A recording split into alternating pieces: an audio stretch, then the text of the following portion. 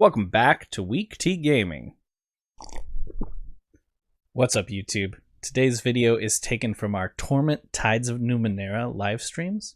If you're not familiar, Torment is an isometric RPG that includes a lot of reading, so please sit back, enjoy story time, and give us a like or a comment on the video at the end.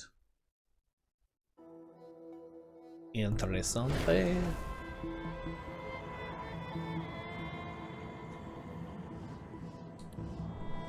Well, hello. You plant your hand on the icy floor and push, staggering up to your feet. Every inch of your body aches as though you've been crushed in a massive hand. The specter stands before you, impassive.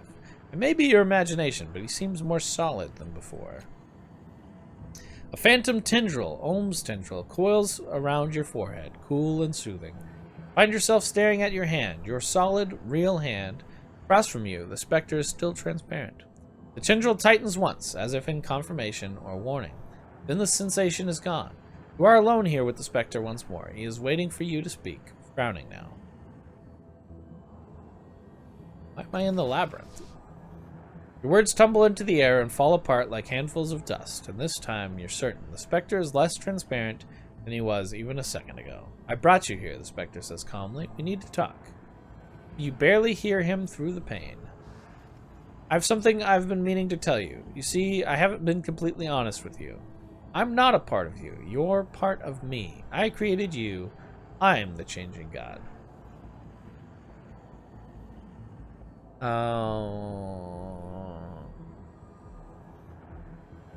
Been wondering where you were. Here, he says simply, his outline solidifying. Here all along. Now, I know this is a lot to take in. It means this body of yours is actually mine. I lived in it for years, and now that we know the first is still alive, I need it back.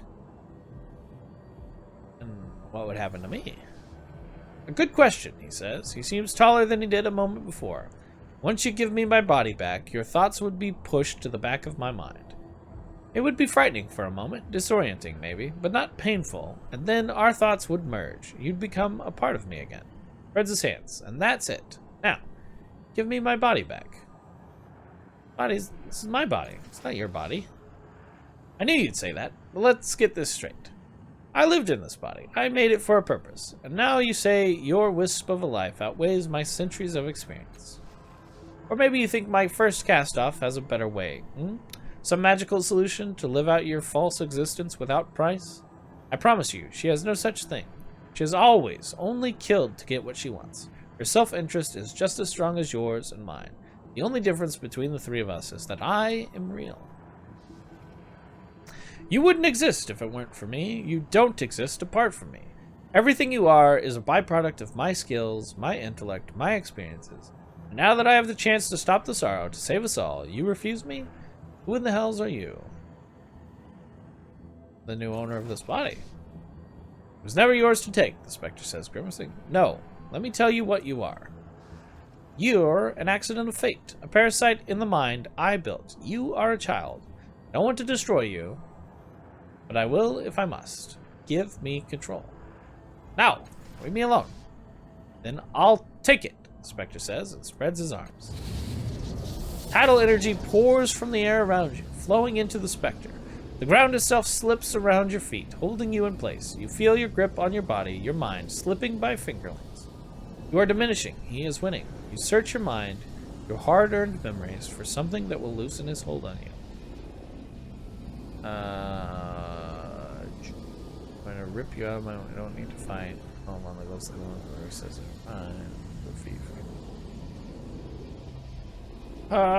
what makes you think you deserved to return?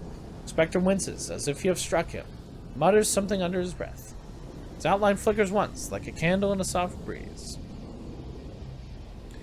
Hey, ghostly chick, you want to help me out here? The moment your mind touches on her, she is there, facing the spectre, sorrow and anger radiating from her eyes, her heart. Scowling, the spectre flicks his hand to the side in a dismissive gesture, and she fades away once more, taking some of his radiance with her. We don't need to fight. We aren't fighting, the specter says in a level voice. An argument requires two people. At best, you're a muscle cramp, a headache, and you will subside. Pull my feet free. Struggle against the ground even as it creeps up your legs, but cannot free yourself. I'm going to rip you out of my mind. His expression hardens. You won't live that long. In another few minutes, your mind will be tattered wisps of thought, fading into the air. I'm going to pull my feet free again. Groaning, you strain against the floor, holding you in place, but no, you are trapped. Turn the tides! Spectre's eyes widen as you straighten, gathering the threads of the tides in your hands. You raise them before you. Don't, the Spectre growls, but you ignore him, wrenching the threads apart. Agony explodes in your mind, lashing through your body, damaging essential parts of you. And the Spectre as well. Oh, blue tide and silver tide. Up big. With a shuddering gasp, he stumbles backwards, fading in and out of visibility. The pressure on your mind dwindles and ends. Fine, he says, eyeing you with cool contempt. You're so intent on stopping the sorrow on your own. Have at it. Let's see how you handle what's in store without my help, my guidance. Then he fades completely, but speaks again. His voice is coming from all around you, from every corner of your mind. He's not gone, only hidden himself in your mind. I wasted my time trying to reason with you. That won't happen again.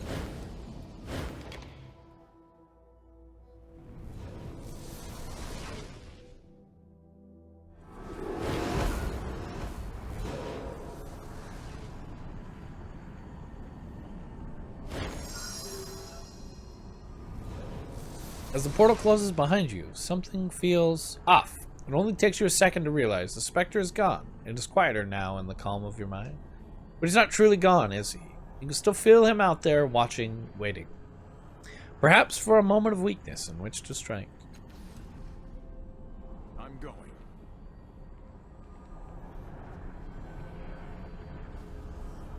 Let's go.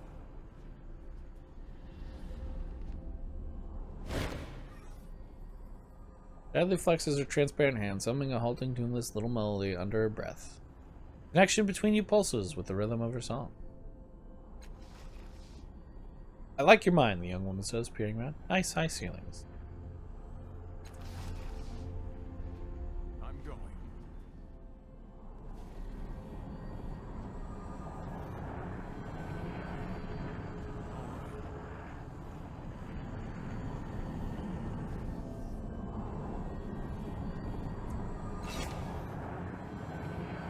Main quest. Don't exist anymore.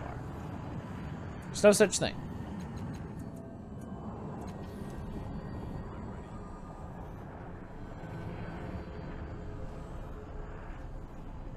Let's go.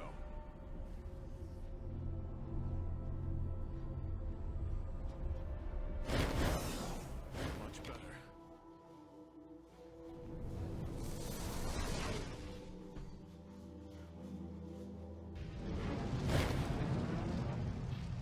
Oh no.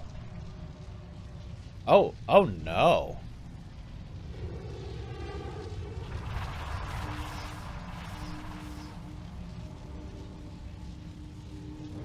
Oh no.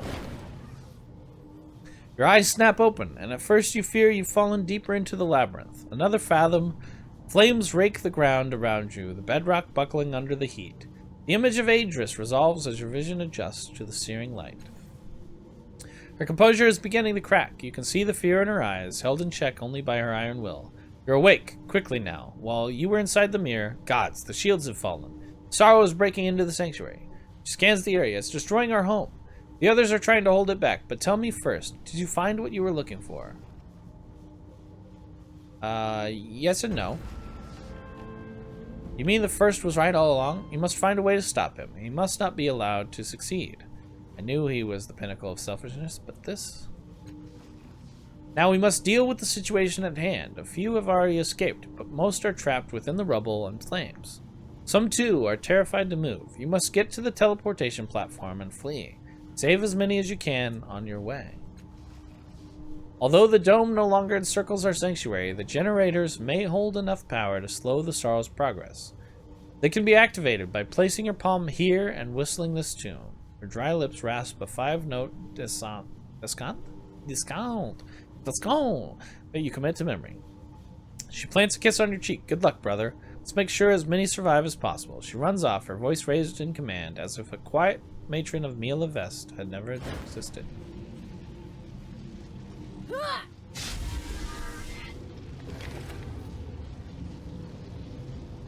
Crisis initiated.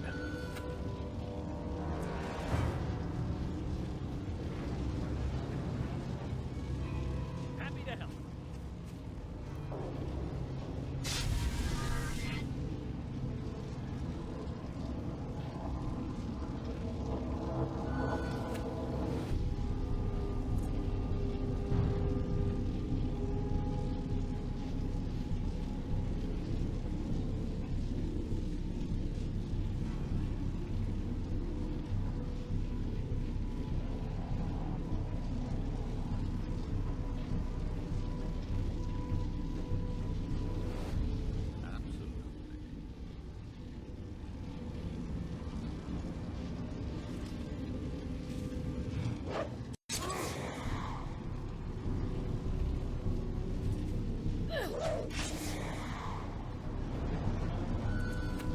How do I get to them? Oh, that way, I see. That's so far.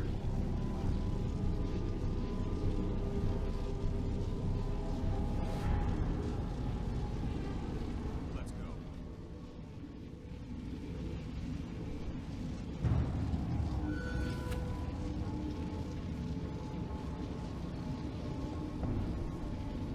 Oh, she can run through that? Oh, is that gonna hurt though? I bet that hurts a lot.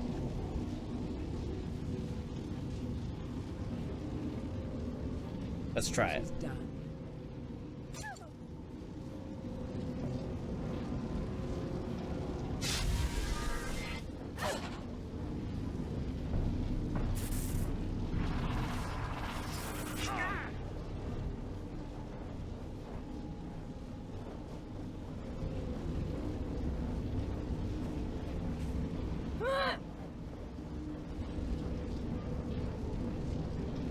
Oh, she busted that open.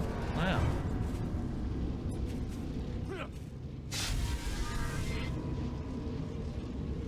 Am I? Which portal am I? I don't even know. Alright.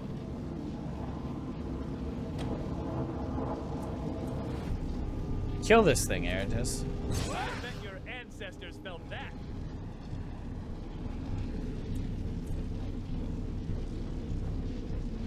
Action! Here I come!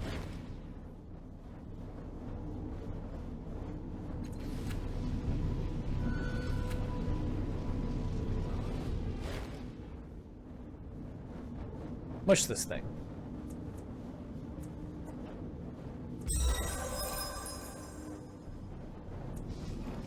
Few of the rocks break free. Those remaining cannot support the boulders above. Biocollapses rolls out of your way.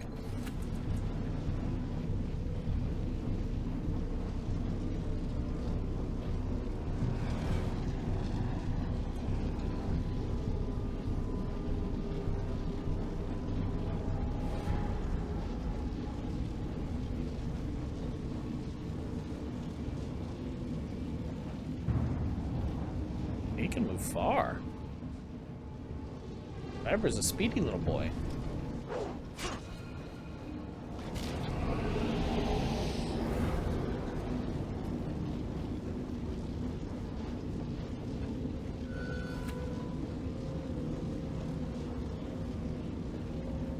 Yes. Now.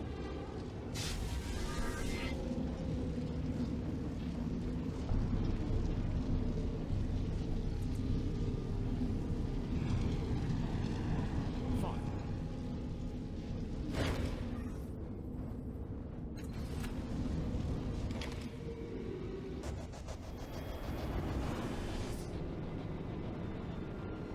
What is that? What is that?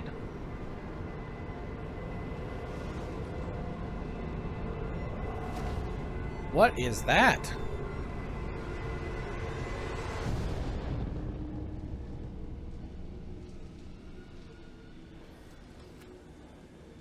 Yay, yay, yay, yay. With alacrity.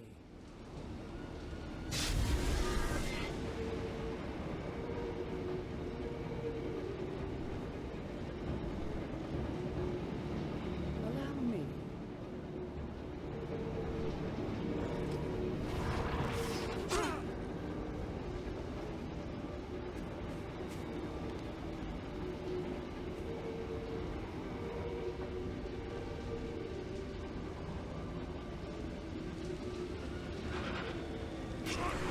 Sorrow fire? What? That's so much damage.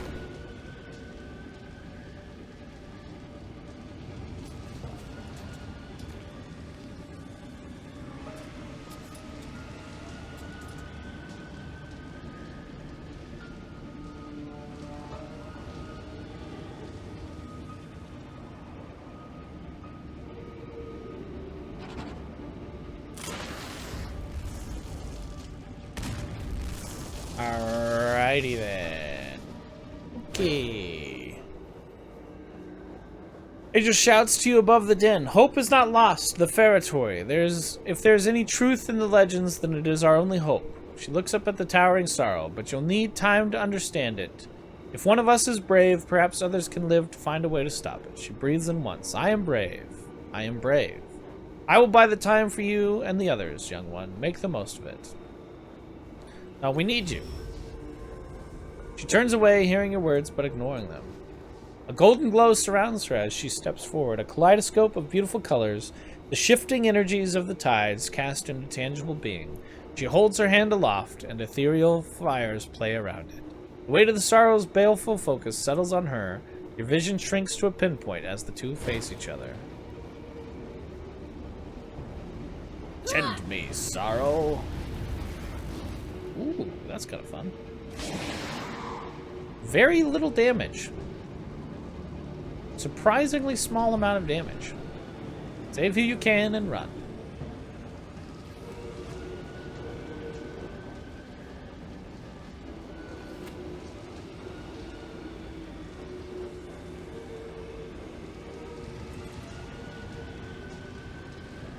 We gotta go the long way around, huh? Yeah, we gotta go a long way around.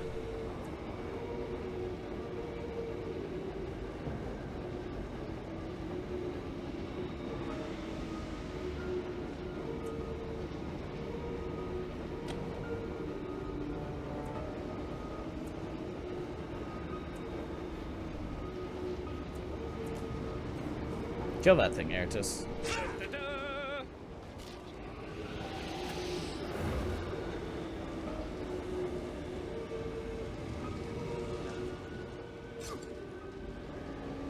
What?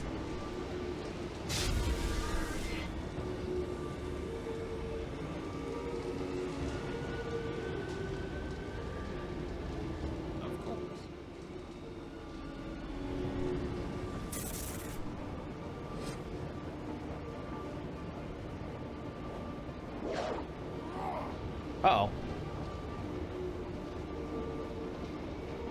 Don't run through the fire, you crazy woman. Stay in the shields. Ridiculous. Smash!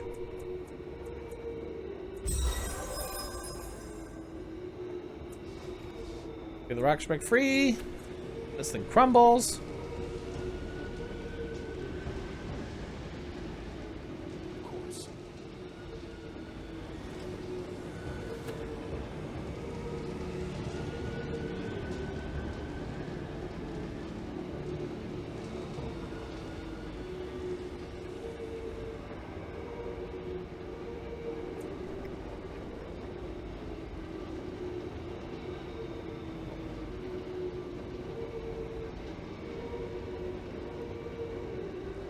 We shall see.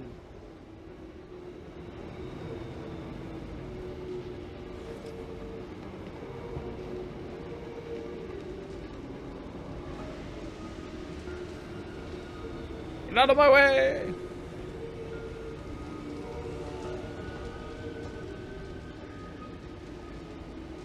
Go away, Sorrow. Nobody likes you.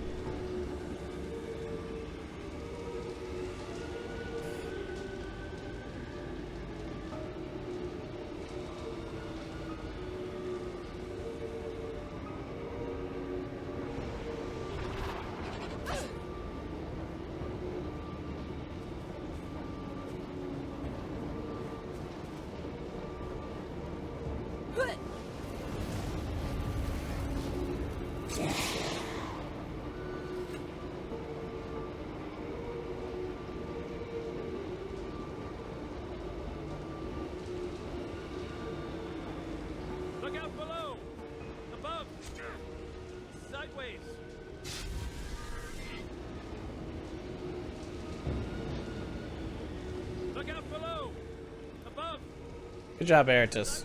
We're all very proud of you. Of course.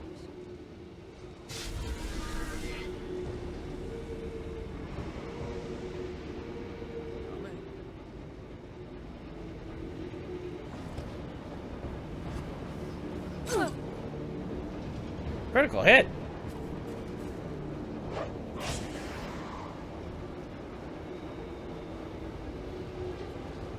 Kill that thing.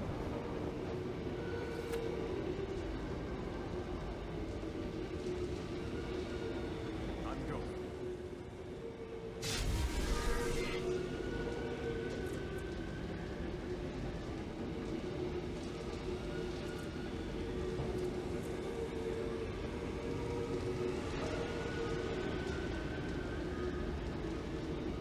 Of course.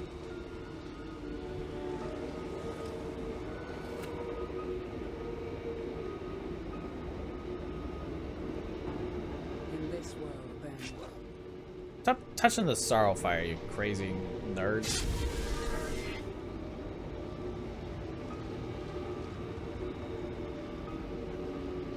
course.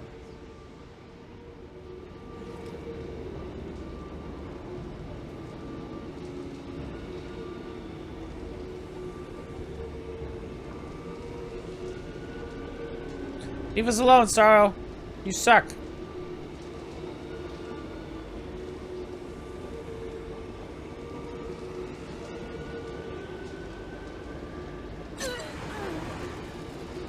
That's so much damage.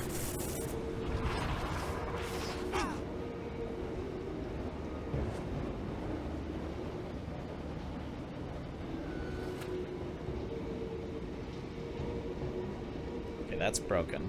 Action! Eritus, Here I come! what can you do here, buddy? Several enormous crags have fallen on top of a lattice of synth tubing. Faint blue sparks spurt from the open end of one broken pipe, flaring whenever a bit of debris lands on it. This will be trickier to clear out than the others.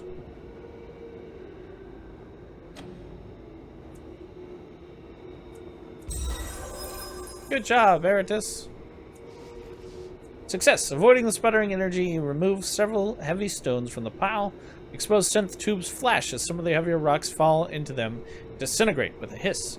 The remaining rubble rests precariously on a single round hunk of stone.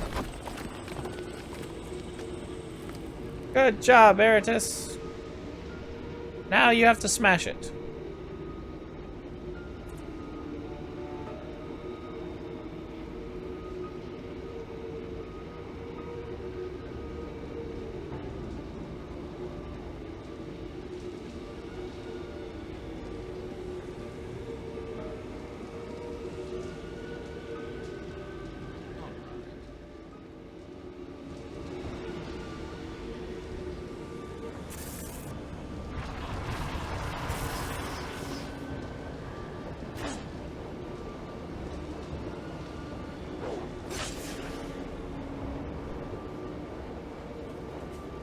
Leave them alone, you jerks.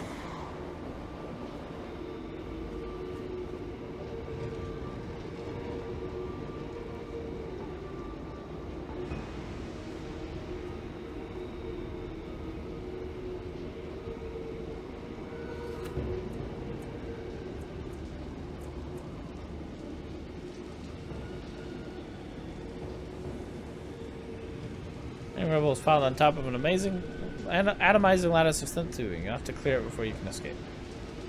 All right.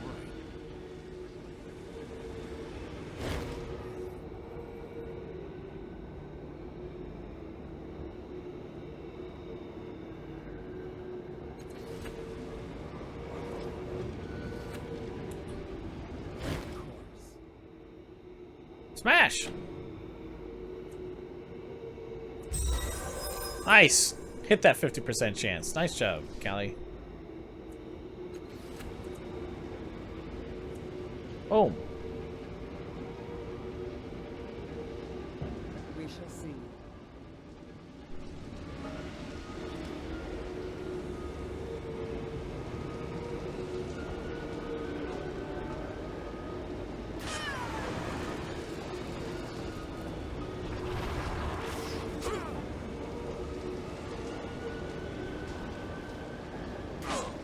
Do I need to speak with Melmoth to get him to come along?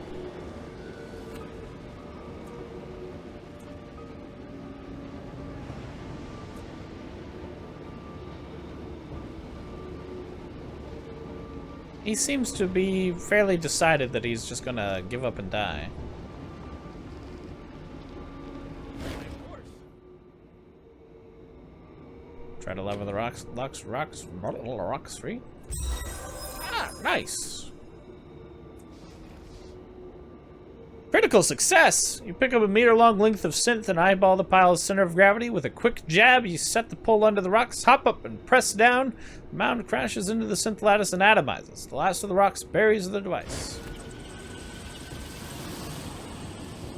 Wahoo!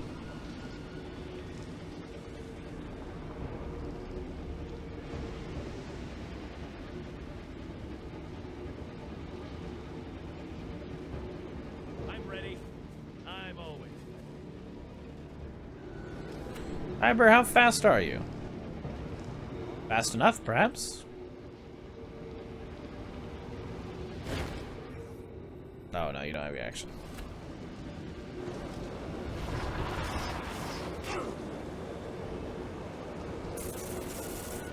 Don't die, guys!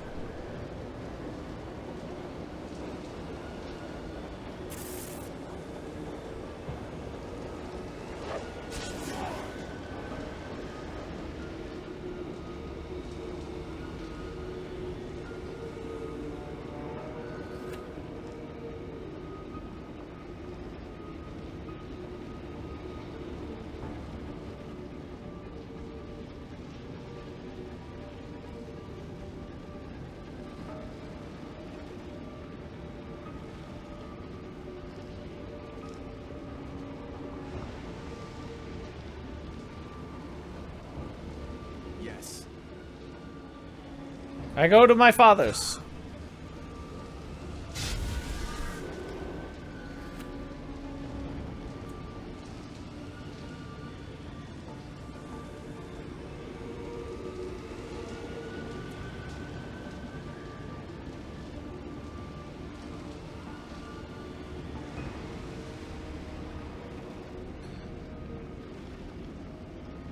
We're leaving!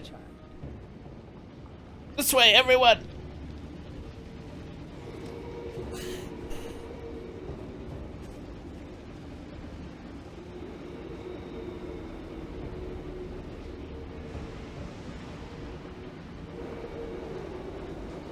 You leave my people alone, Sorrow!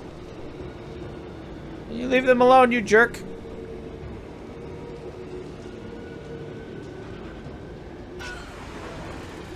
How dare you? Oh, that's a kill.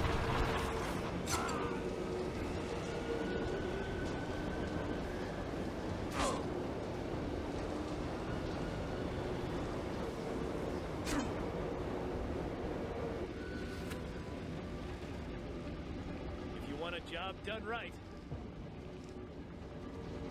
Are we breaking this here, Eratus? What are we doing, man? Come on.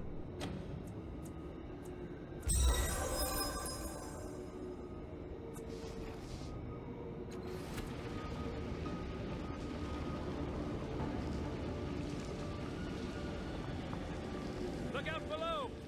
Above! Sideways!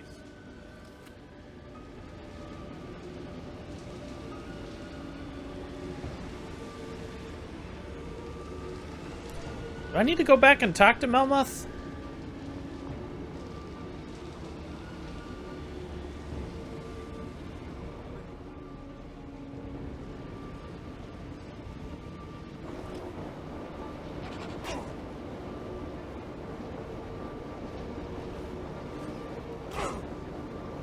Ooh, yikes. Ooh, yikes.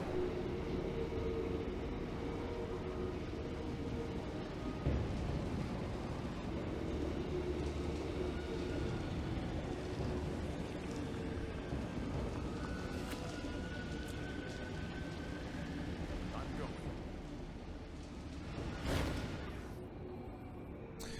Even as the heat of the fire cracks and blisters skin, the air around this structure feels damp and pregnant. You pulses in a way it wasn't before, some kind of reaction to the sorrow's presence. As it is approached, 3 bone-like hands curl out of the structure as if in greeting. That certainly didn't happen before.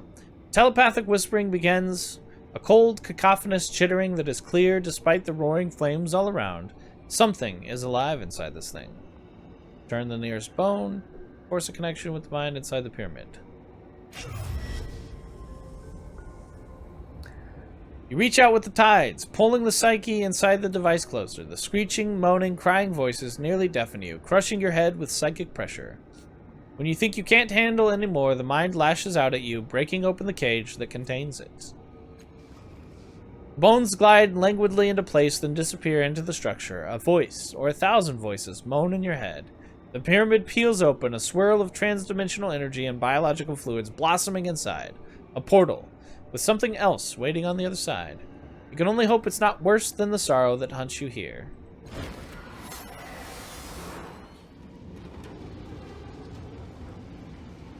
Man, I'm leaving all kinds of things undone. The interior of the pyramid swirls with a mysterious energy. A loud, plaintive chittering beckons. Before you can react, a powerful gravitic force yanks you and your companions into the structure, away from the horrors of Mia Levesque, wrenches the other surviving cast-offs inside as well, hurling them to other places beyond your reach, and you suddenly find yourself somewhere else. Oops.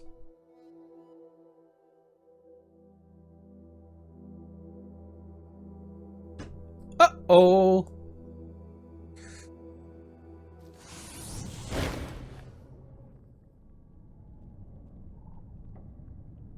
You're pulled through the feretory, and the world goes dark. Your sense of sight has suddenly failed. You try to move your limbs and find that you cannot. You're alone, cut off from everyone else. You sense the terrifying presence of the sorrow as it surges through the portal behind you.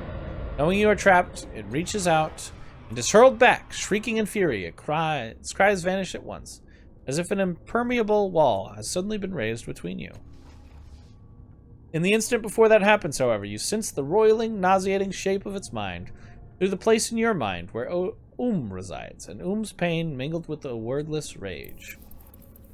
Terrible new sound fills your ears, a chittering, whispering cacophony. Something probes at the edges of your mind, something vast and incomprehensible. Focus on the chittering sound and try to understand it. Concentrate upon the chittering, whispering sound, trying to discern what it wants. With a start, you realize that you are being studied, poked, and prodded. It's about to get a lot worse. Probing of your consciousness grows more insistent. Thoughts and emotion rise unbidden, only to be pushed aside in quick succession. With a searing pain, something forces deep into your mind. You scream in agony. Memories flash past your eyes, beyond your control, tearing from one to the next. Then, without warning, it stops. You feel a sudden sense of recognition, and perhaps surprise. The chittering fades, and you slowly wake. Oh, gross. This place is awesome. Dracogen. What is this? What new treasure is here for me to find? Friendly voice booms. Opening your bleary eyes, you see an earnest, gray-skinned non-human with a toothy smile. He is tall and wide across the shoulders and exudes strength, great strength.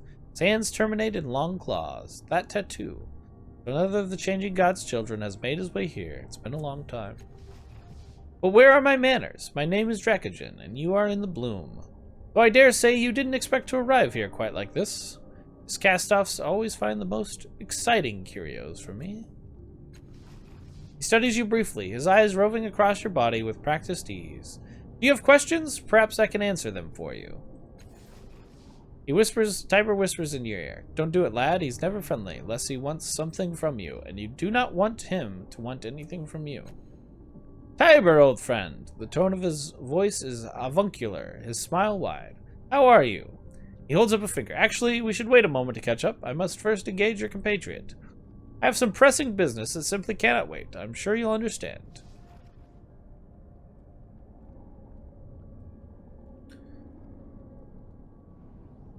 What do you want from me? A business proposition, my friend. I wish to prove my value to you, and then you can provide value in return. I trade in information, favors, and Numenera, and it so happens I know about you and your kind. You're a cast-off of the Changing God, an old acquaintance of mine. Indeed, I've known a number of your brethren. I even know about Mia Levest, your secret refuge. So ask. Ask, and I will do what I can to provide an answer. Tiber groans. Make no deal, lad. Getting crossways with Dracogen is a quick way to an early grave. And it don't matter if you're on the up and up or not. One honest mistake, a simple misunderstanding of the terms of the agreement, and you're vanished. Walk away, boy. Walk away. Now, Tiber. I thought our arrangement worked out nicely. You certainly came out ahead.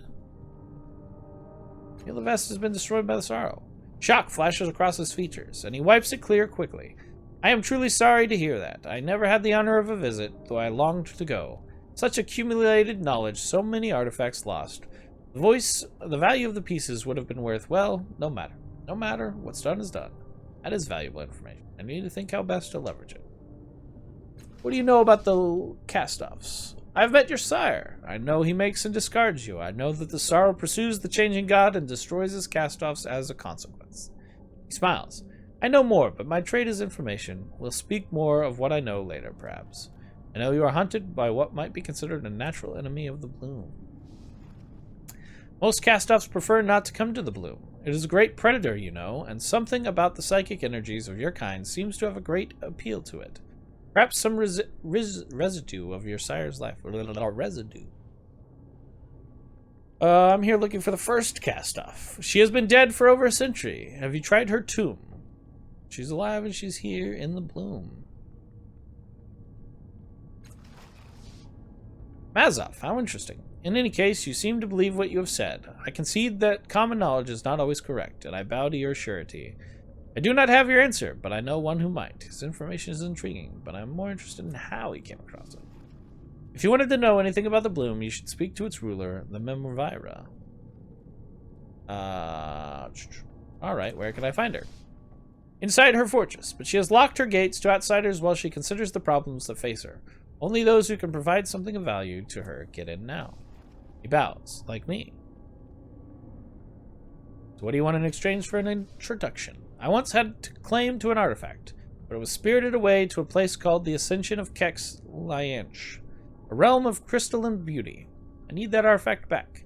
It's called the Magmatic Enulet, a circlet of dark, hyaline material. It is of great interest to me, great interest. I believe that you may be uniquely suited to retrieve it. Find it, bring it to me, and I guarantee you an audience with the Memorvira. How do I get to the Ascension? Follow the caravan road to the trade post. You'll find a maw there, and it will take you to the Ascension. Or rather, it did, but that's why I'm sending you, cast-off. Your kind always finds a way toward your sire's footsteps. What's a maw? A maw is one of the many mouths of the bloom. Reaching its tendrils through the dimensions, some enterprising individuals travel these tendrils, exploring new worlds, and bringing back strange and wondrous items for trade. What if I decline? Shrugs. You won't get into the Memorvira's fortress, and most likely you'll be devoured by the bloom, with nothing left of you but memories of what could have been. But as with all things, that is your choice. Stubborn one, this, but give him time. No doubt he'll come back. He gestures towards the large, open chamber behind him. Ask around. You'll find that I trade fairly. You'll also find that I brook no deceit. He staffles you on. But I have other business to attend to. If you wish to gain access to the Memorvira, you had best go. Remember, the Magmatic Enulet from the Ascension. Turns to Tiber. And now, old friend, let us resume our acquaintance, shall we? How is Avin? Did you have a joyful reunion? Tiber's jaw drops. His face goes pale. I don't... How do you know? His eyes seek yours in mute appeal as his tangled questions take his breath from him and leave him for once speechless. Avin and Dracogen. How? Oh gods, the ring. Who's Avin? Former lover. Forget it. Come now, don't sell your epic short, Tiber. This was a love for the ages. He claps your companion on the shoulder and turns to you. Let me tell you, the two of them were inseparable, but somehow they parted, lost track of one another. Avin came to me a year ago, asking me about Tiber. He came to me, you see, because the two of them shared, let's call them mind link rings. Well, Tiber gave his ring to me for legal and moral considerations. Shortly afterward, he hoofed it for the city above. Foolishly, I turned the device off as I was examining it, and poor Avin thought his lover dead. He came running. begging my help. Well, it seems that Aveen was broken his word to me. Tisk, tisk. Turned it off on purpose. I was curious who would link themselves to him. Aveen would never do that, Tiber says hotly, then flushes. He's a man of his word, and, well, you have to admit that you do have a fearsome reputation, and Aveen wouldn't want to cross you. Rekajin taps his chin. This does present a problem, then. Aveen pledged a year of service to me in exchange for certain information, and, well, now he's vanished. Thought of using the paired mind link ring you gave me as collateral in order to track him down, but then realized that anything could have befallen the poor man here in the bloom, and besides, who am I to stand between two long-lost lovers? Perhaps you might be more inclined to seek him out than I. So here, you can have your ring back, may it be useful to you. He smiles to you and bows. My apologies, but I simply had to make sure of Tiber and Aveen. I do look forward to hearing of the successful resolution of our arrangement. If he didn't run off, I wonder what happened to him and whether anybody crossed me. Ring is plain and tarnished. Tiber rubs it with his thumb constantly, spinning it around his finger.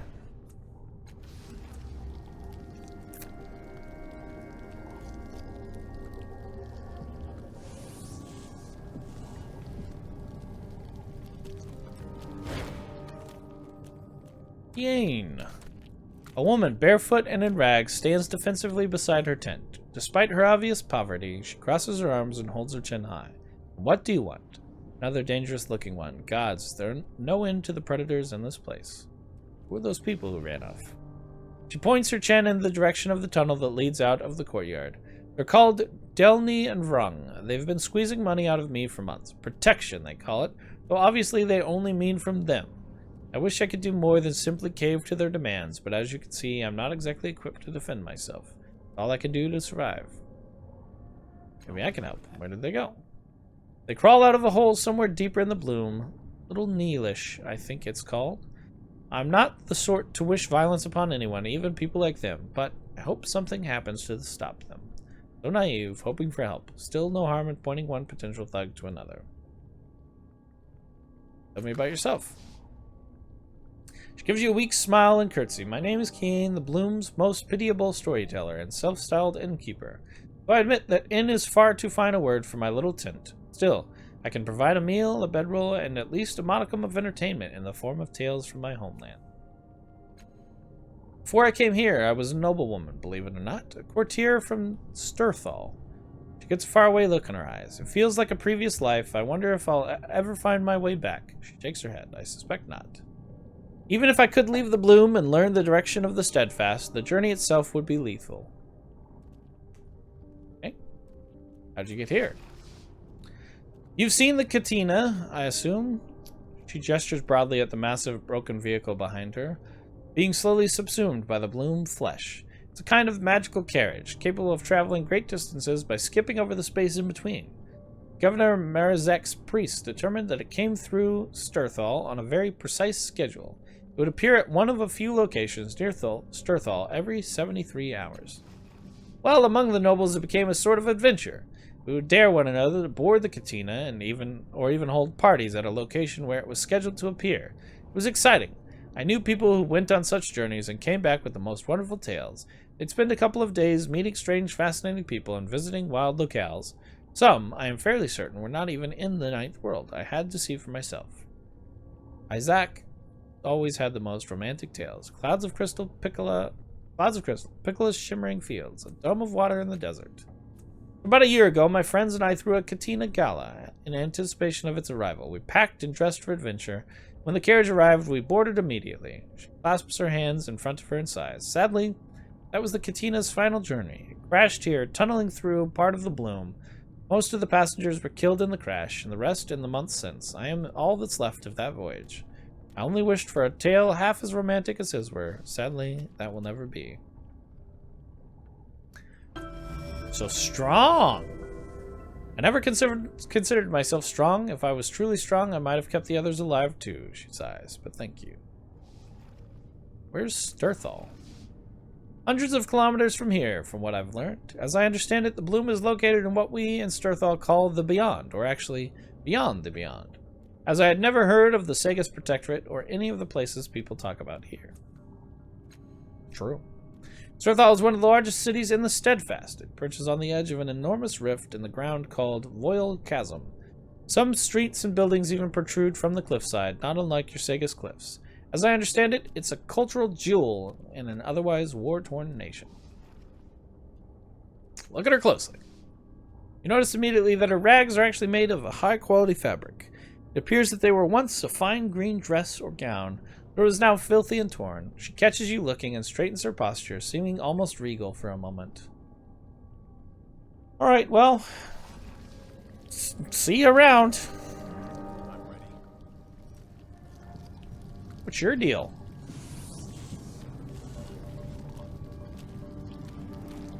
All right.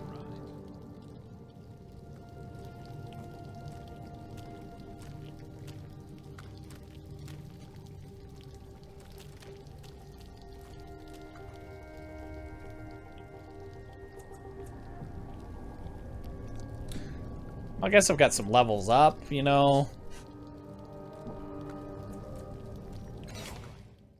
Not that it matters now, because I'll never make it back to the Valley of Dead Heroes. Just sort of skipped past. Skipped off of, if you will. I need bed.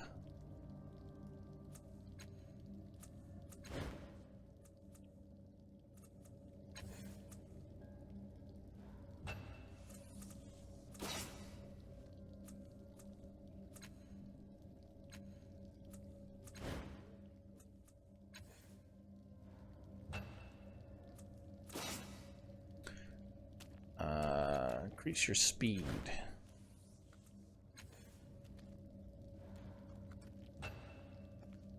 Increase edge and might. Eritus wants to talk. Oh? Eritus, what can I do for you? It's you. Can I ask you something? You didn't know better. You'd think he looked thoughtful. He rubs the side of his face, then the corners of his sleep-bruised eyes. I've been pondering some things for over an hour. About what happened back there in Mia Levest. All those people with stories so like your own. Now so many of them have just stopped. I barely knew them at all. How... He pauses, toying with his doublet, staring at the sky.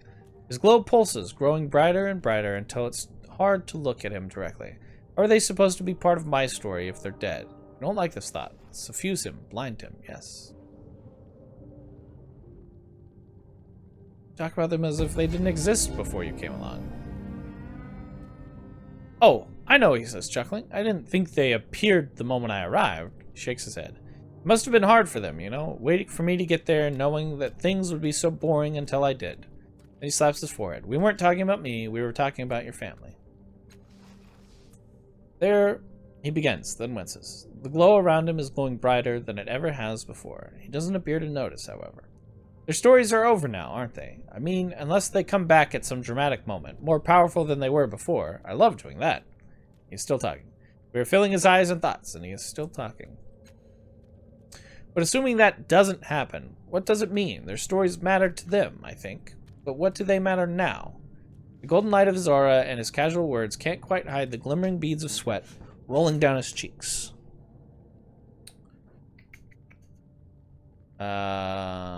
I like to think they live on in our memories, if nowhere else. Yes, he says wistfully, a larger story. I've always lived life to the next adventure, but now I'm wondering where it will end. What will it be like? He pauses, shocked by his own thought. What will happen after? You will inspire others to follow your example, to host us, to entertain us. I have more levels? Give me the levels. Increase my edge. I want to intellect for more powerful things. Without doubt.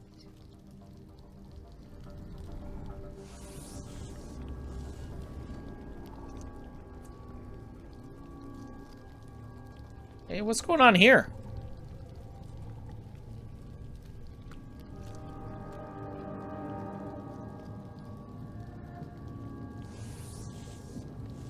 Bloom Dweller! Do those sloppy sounds? All the steps?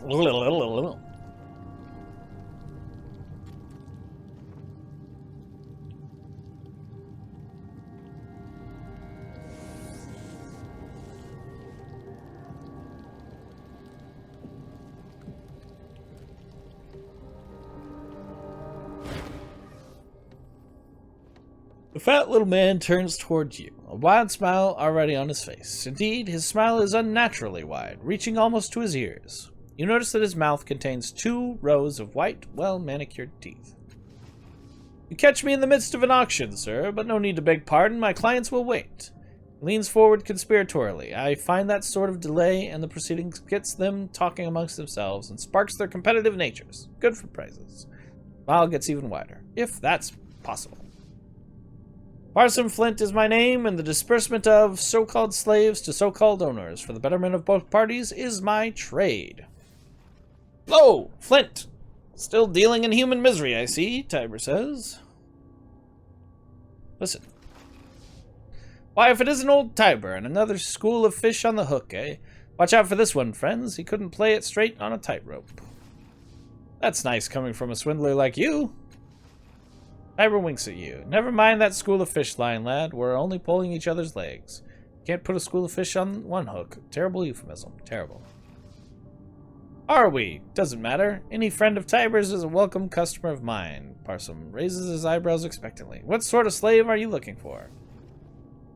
Callie leans into you. These slaves are lucky, frankly. Consignments of the condemned have been known to go missing. Usually when vivisectionists are flush with shins and require more advanced subjects than mere animals. This is practically humane. Why would I want a slave? Flint blinks in surprise, but his smile doesn't falter. To feed Ma's, of course. Unless you're planning to let them feed on you, but I wouldn't advise that. Little man shudders dramatically to emphasize his point. Fresh to the bloom, this one. He's not a licensed buyer for sure, then. Naturally, it helps to know what a Ma wants before you go buying a slave. Not much point in buying a slave who isn't appetizing to the Ma in question. Then he adds in a whisper. You'd be surprised how many people make that mistake. Flint gives you a knowing wink as if to emphasize the silliness of those people. Still, you never know. Maybe he would be interested in the boy. So, shall we conduct some business? We'd better explain how slavery works around here. Certainly, these slaves, Flint nods at the bedraggled men and women in the pit, are convicts of the foulest sort. They are the very dregs of Sega's Cliffs and her surrounding communities. In order to pay their debt to society, many choose bloom slavery instead of a prison or execution. These individuals are given to me, and I sell them to the enterprising merchants who ply the bloom. Magnanimous arrangement. To think that execution is the only option in some lands. Usually my clients come to me with specific requirements. Every Ma has its own unique taste, you see, and it won't open unless it gets precisely what it wants. So I offer an appropriate slave, and they feed that slave to the Ma, and everyone is happy. Flint grins, both rows of teeth shining whitely from inside his enormous mouth. Slaves are volunteering to be eaten. Flint blinks, apparently taken aback. They're desperate people, and being fed to the bloom is not a death sentence. Well, not always. Sometimes the bloom only devours certain aspects of a person, and they're entirely changed for the better. Or it takes a small, trivial part of them, an eye, or half a stomach, or their ability to feel love, spits them out into another world, where they can start their lives anew. Flint beams at the thought of it all. Once a Ma feeds on a slave, that slave is free. That's the law, mind you, unless the Murdens get a hold of you. Flint crinkles his nose in disgust. They don't give a bird's turn about such things. Still can't believe a slave would volunteer to be eaten. Look at it from their point of view. They're choosing between life in the dungeons, or worse, execution, and a chance at redemption. Well, I know it's a roll of the proverbial dice, but a Ma won't always kill you. So these slaves are all criminals? Of varying sorts, yes. The more vicious, the better, at least as far as my clients are concerned. Flint leans towards you again, his voice falling to a theatrical whisper. The bloom has a taste for the criminal element. Dangerous, predatory sorts of people draw its attention. Sometimes for better, sometimes for worse. How do you know what a Ma wants? Ah, but that is the question. Sometimes you can puzzle it out on your own by watching the Ma, observing the behavior of its tongues. He wrinkles his nose. A disgusting business altogether. Better to ask someone who's been here for a long time. They're barking mad, most of them, but they have an uncanny sense of the bloom's desires. Some of them claim to hear the voice of the bloom in their minds. Hearing the voice of the bloom. Ha! Flint whistles and waggles his finger at his head. That's when you know you're in trouble. Some other questions. Nope, never mind. Catch you there. Okay. I'm actually going to pause here. I might try to go back and get actually do the Endless Gate, since apparently I think we skipped it. And I don't know, maybe some other things. But we'll see. We'll see what happens. I will be back for sure tomorrow morning around 9 a.m. Play some more of this. So thanks everybody that came by. Thanks for watching, and have a nice day. This has been a WeakT Gaming video. Make sure you subscribe to the YouTube channel, punch the little notification bell, maybe give us a like or a comment, and you know what? You have a nice day.